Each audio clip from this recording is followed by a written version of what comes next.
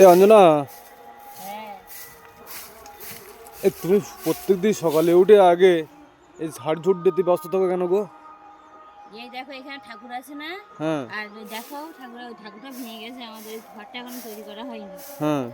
ওই জন্য ঝাড় দিয়ে চারিপাশটা পরিষ্কার রাখতে, গলার অবস্থা খুবই খারাপ। কেন, কি হয়েছে গলায়? ঠান্ডা লেগেছে, হঠাৎ করে গলাটা ব্যথা হয়ে গেছে।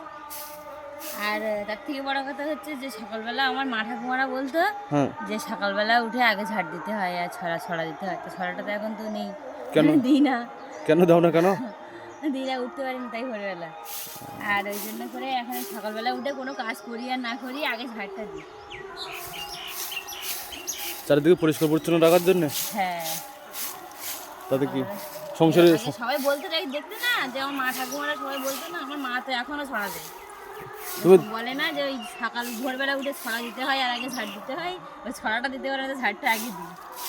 ছড়া দাও না কেন গো? ছড়া দিই না, ভালোই অত ভোরবেলা উঠে যায়। আগে উঠতো, ঠাকুর আছে পরিষ্কার করতে হয় না প্রত্যেকদিন করে? আগে উঠতো কি করে মা ঠাকুরমারা? আগে উঠতে এমন এখন মানে আমরা এখন মডার্ন না, মডার্ন মডার্ন বলে ঝাড়টা দিয়ে ছড়া বাদ। ছড়াটা বাদ। হ্যাঁ, এগুলো এখানে ধরিয়ে দেবার তো